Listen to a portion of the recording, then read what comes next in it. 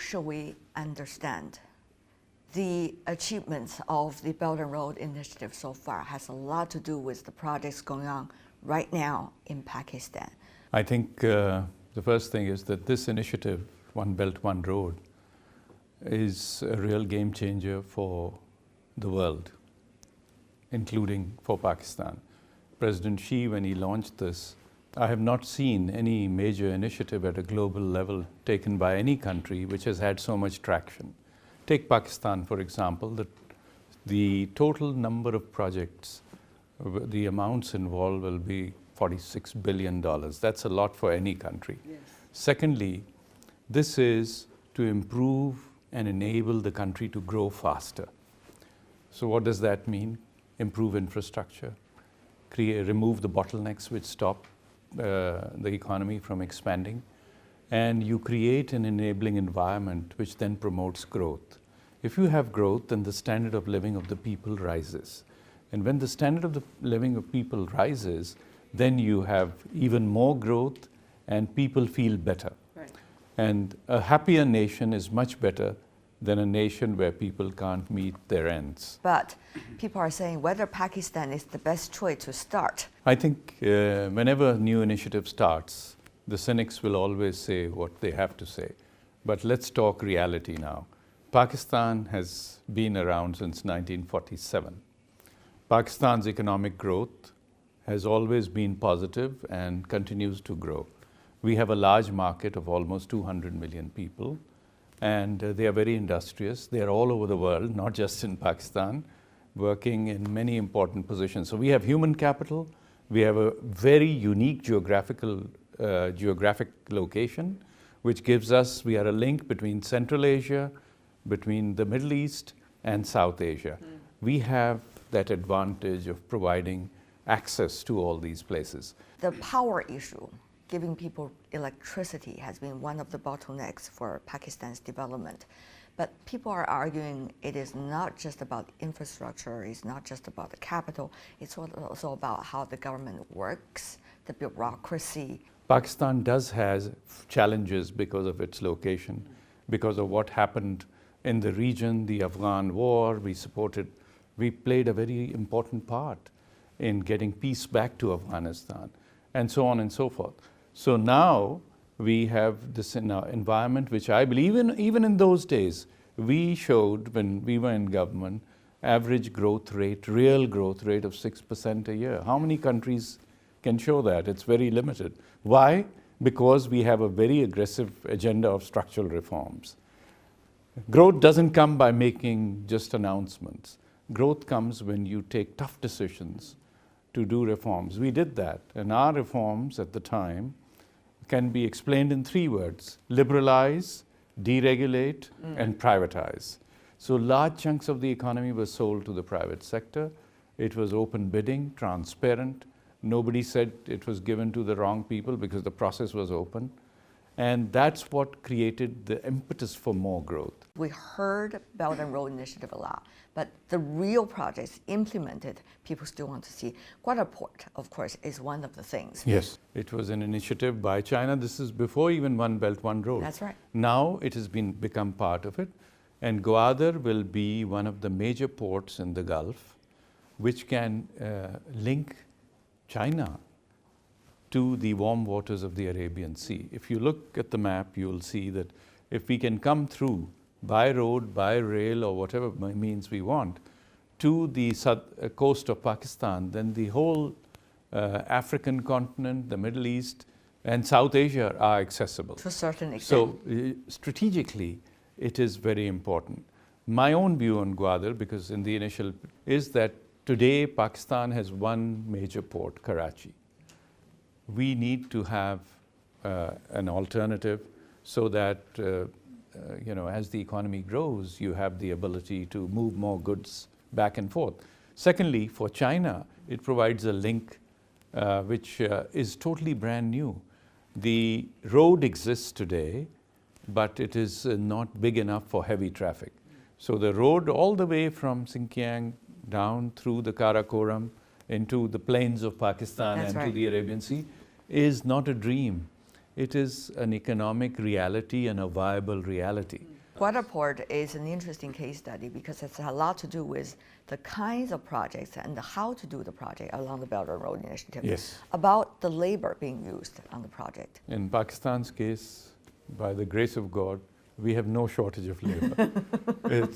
We have much labor as you want. But it is the skilled worker we are talking about. The experts. Yeah. If you look at projects going on today, if you drive around various projects, you will see Chinese engineers working there. So what percentage? But labor is available local. Well over 90% will be local, even higher.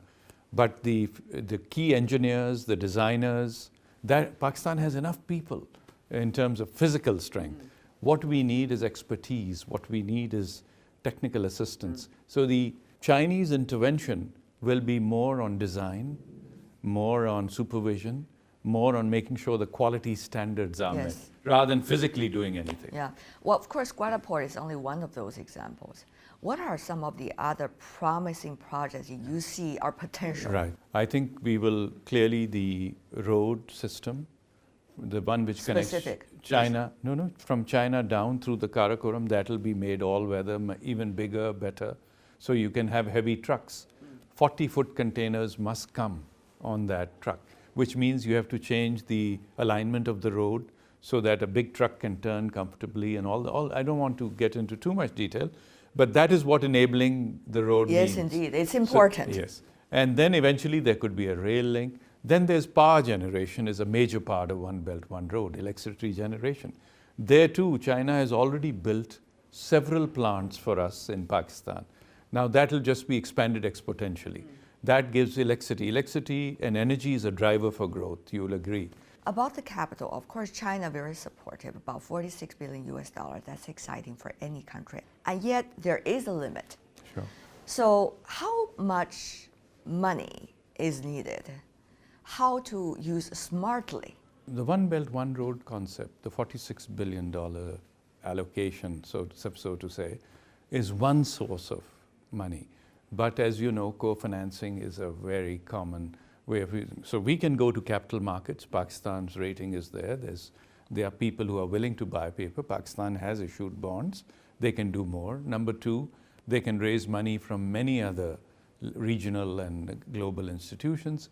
Number three, you're talking about World Bank, Asia Development Bank, and many of the others. But the bigger thing, I think, will come from capital markets. The avenues of financial resources to fund this concept is much more than people realize. It's not a blank check we will get from somebody of 46 billion and say, go spend this. No, the norms of due diligence, the norms of professional evaluation of projects, the norms of doing total feasibilities of what has to be done and not done will be followed like everywhere else.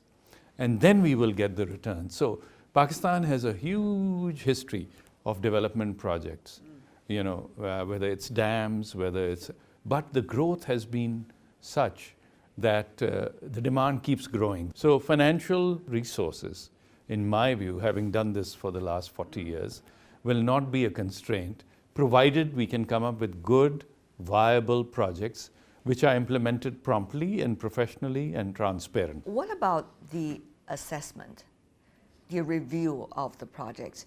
What time the review projects the review reports has to come out, and who will do the review reports? Okay, very good question. The review of all projects, whether they are One Belt, One Road or not, but One Belt, One Road is what we are talking about. They are independent, qualified, international, standards-driven firms who supervise and do the quality check. That is not done with a wink and a nod, no. Give me a few names. We've had major American companies come into Pakistan when the big dams were built, all the supervision. We have regional companies. We have our own companies too. Now, I think Chinese companies could do the same. But the governance of a project, what we call governance in a broad term, if your supervision is not independent and not world-class, the project will not work. How to assess the final result and how to maintain its sustainability and sustainability for the long term? Well, sustainability these days means much more than it used to. Yes. So economic sustainability, first of all, No project under any paradigm we look at, in this case, One Belt, One Road, should be and would be built if it's not viable. Yeah. It has to be viable, either financially or socially or in terms of fighting poverty and improving income. So that discipline cannot be violated. And I think every side agrees that if a project is not viable, why are you trying to do it? So that's number one. The project must have the ability in the long run to pay back the investment which is coming with it. And that should never be compromised. Having said that, my own view is that both China and Pakistan are responsible enough countries to go for projects which will have financial returns and economic returns. The economic returns are broader than financial. They can help improve the environment, sustainability in today's context. They can help to build connectivity. They can help to raise income of people who are in poverty. But you have to make sure, Mr. Prime Minister, the money can be returned. Pakistan has had a record of several decades of borrowing money, paying them back, and occasionally you could have cash flow issues.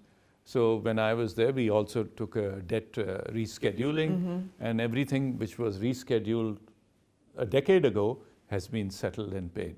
Pakistan has never defaulted on debt. Right. Yeah. But also Pakistan has to consider one issue, that is there is a limit how much a country can borrow from the others, because eventually you have to return the money back. And therefore there's a choice among many financial institutions that you talk about. Sure. So what is going to be Pakistan's choice? Let me say that the financial management of Pakistan over the last so many decades is we've had our challenges, like every country has had challenges, but the financial management has been very good and well regarded. And very often we've been in IMF programs, which provides an external view of the economy and supervision. In fact, IMF has a whole team. When they give you money, they watch it. We also deal with the ADB, we deal with the AIIB, we deal with the World Bank, and then we have bilateral export credit agencies coming in from China, from Europe, from the United States, Exim Bank. Then you have ECGD out of the UK. We have German export credit agencies, the French, COFAS, and I don't want to give you a whole list, but nothing we do should violate in any way the standards of transparency and professionalism which any project requires. And that has to be a given for everybody at all times. Otherwise, we are creating problems for ourselves. Mr. Prime Minister, shall we throw away the existing system or protect it or reform it? You know, the world in life, ma'am, the days of throwing away something and coming up with something totally new are over. You have to do it step by step. And change management and reform management is a science in its own right.